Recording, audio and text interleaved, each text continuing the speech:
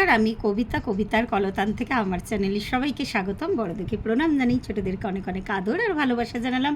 আমি চলে এসেছি এখন হ্যাশট্যাগ আমরা সকলের আজকের বিষয় নিয়ে। আজকের বিষয় আবার মধুই দিয়েছে। সেই মধুর বিষয় দিদি সবসময় বলে মধু সত্যি কথা এত মানে স্টকে বিষয় থাকে না, মানে ওকে মানে গ্র্যাটিটিউড আর কি। আর আমরা ওই মুখের সামনে খাবার সাজিয়ে দেয় আর টুকটুক করে খেয়ে ফেলি। তো আজকে আবার মধুর দেওয়ার বিষয় খুব সুন্দর একটা সাধারণ কথা, মেয়েদের বয়স জিজ্ঞেস করতে নেই, ছেলেদের মাইনে জিজ্ঞেস করতে নেই। বলে রাখি আগে থেকে একটু সময় কম আছে, খুব ফাস্ট শেষ করতে হবে ভিডিওটা। আমরা ছোটোবেলা থেকে এটা শুনে আসছি যে মেয়েদের বয়স আর ছেলেদের মাইনে, অ্যাকচুয়ালি দুটোই হচ্ছে লোকানোর ব্যাপার ছিল আগেকার যুগে। কেন আগেকার যুগে একটা প্রচলিত ধারণা ছিল মেয়েরা 20তেই বুড়ি, আর ছেলেদের মাইনে ভালো না হলে মানে মেনলি দুটো জিনিসই ফোকাস করা হতো বিয়ের দিকে আর কি। আর ছেলেদের হচ্ছে মাইনে ভালো না হলে কোনো পাত্রী আর কি জুটবে না। তো এই একটা ধারণা ছিল আর কি, ওই জন্যই ব্যাপারটা চলে এসেছে, এমনি আর কোনো বিষয় না।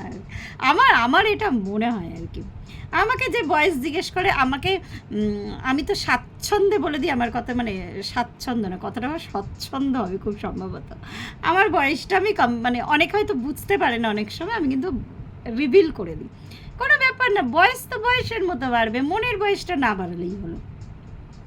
মনের বয়সে আমি এখনও টিনেজার, এটা আমার স্বীকার করতে কোনো দ্বিধা নেই আর কি। আমি এখনও টিনেজারদের মতো বিহেভ করি, আমি এখনও টিনেজারদের মতো নতুন কোনো পরিকল্পনা করি, এখনও জীবনে অনেকখানি হোপ আছে, জীবনটাকে বাঁচার ইচ্ছা আছে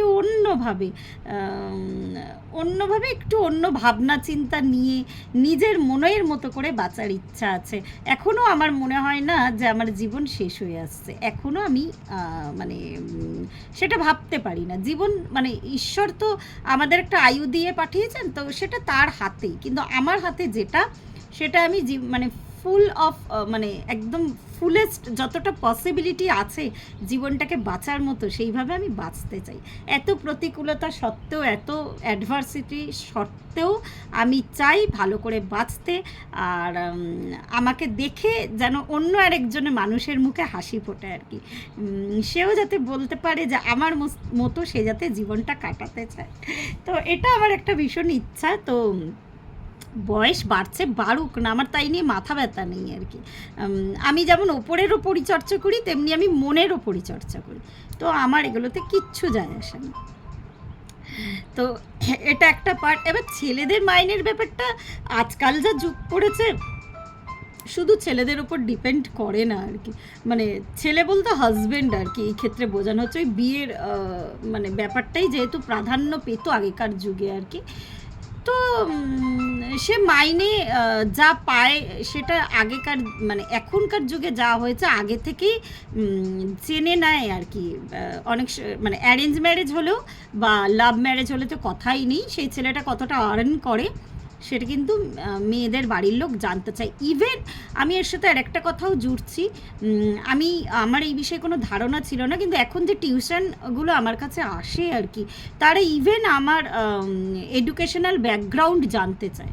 মানে এখন ব্যাপারটা অনেক ওপেন হয়ে গেছে, অনেক খোলামেলা হয়ে গেছে, এখন আর সেই ব্যাপার নেই যে লুকিয়ে রাখা বা কিছু। আমি কি পড়েছি না পড়েছি, কোথা থেকে পড়েছি, পুরোটাই তারা জানতে চায়।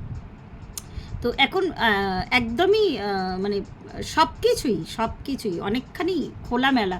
আমি তো বলবো মানুষের মন অনেকটা উন্মুক্ত হচ্ছে এক এক দিক থেকে। কেন আগে সত্যি কথা মেয়েরা বয়স বলতে চাইতো না, ছেলেরা মাইনে বলতে চাইতো না, অনেক দিক থেকে মানুষ অনেক কিছু রিভিল করতে ভয় পেত, তার পারিবারিক অবস্থা, তার আর্থিক অবস্থা। কিন্তু এখন দেখছি যথেষ্ট স্বচ্ছন্দভাবে মানুষ কিন্তু এগুলো বলে। সবথেকে বড় জিনিস হচ্ছে ভাবের আদান প্রদান। সেটা যদি আগে থেকে অস্বচ্ছ হয় না, একটা মানুষ আর একটা মানুষকে কিন্তু চিনতে পারে না। আর ভাবের আদান প্রদান করতে গেলে তোমাকে মানে যেটা মেইন ব্যাপার সেটা হচ্ছে ভার্বাল, মানে কথাবার্তা তোমাকে আদান প্রদান করতেই হবে। তুমি পৃথিবীর যেই প্রান্তেই বসে থাকো না কেন, একটা মানুষের কথাই কিন্তু আর একটা মানুষের সাথে সংযুক্ত করে তাকে। তো মনের ভাব আদান প্রদান করতে গেলে ওই কিছু আমার এই ধরনের মানুষদের আমি বলতে বাধ্য হচ্ছে আমি প্রচণ্ড অপছন্দ।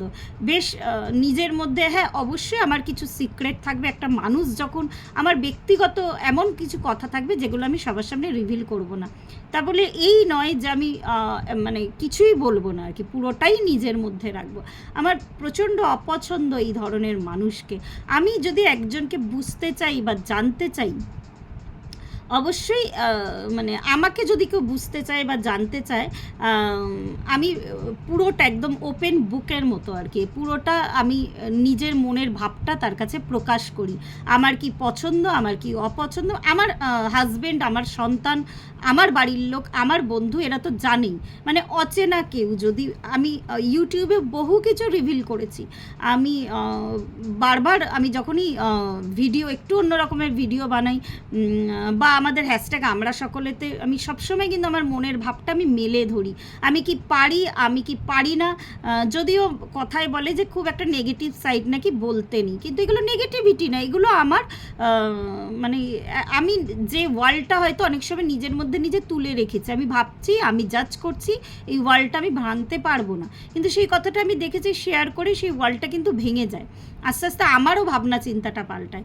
তো ওই দুটো জায়গা মাঝখানে বাঁধ দিলে তো চলবে না, দুটো জল মিশতে হবে আর কি, তবেই গিয়ে একজন আরেকজনকে জানবে। নাহলে আজকাল যা যুগ পড়েছে, সংসার করার পরে জানার মতো খুব একটা সময় আমার মনে হয় না কারোর হাতে আছে এখন আর। তা বলে অ্যারেঞ্জ ম্যারেজ কি হয় না? 100% হয়, কিন্তু তখনও কিন্তু ছেলে আর মেয়ে দুজনকে জেনে যায়। এই বারবার ম্যারেজের কথা এই জন্যই বলছি, এই মানে এই প্রবাদটাই খাটে মেনলি আর কি বিয়ে শাদির ক্ষেত্রে আর কি। তো সেক্ষেত্রে লুকিয়ে রাখার কিচ্ছু নেই। আর এখন তো যথেষ্ট পরিণত বয়সে একটা ছেলে বা একটা মেয়ে বিয়ে করছে, আমাদের সময় তো এটা ভাবাটা একটু মুশকিল ছিল। আর যথেষ্ট একটা ছেলে যখন মানে সে মনে করছে সে যে আর্ন করছে, সে নিজেকে তার পরিবারকে চালাতে পারবে, তবেই কিন্তু সে বিয়ে করছে।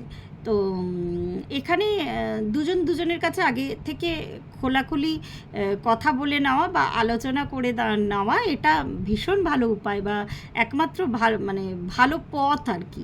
তো এখন আর সেই ব্যাপারগুলো নেই, এই কথাটা এই মুহূর্তে এখন আর খাটে না আর কি। তো এটাই আমি বলতে পারলাম। মধু, শুনে বলিস কেমন লাগলো।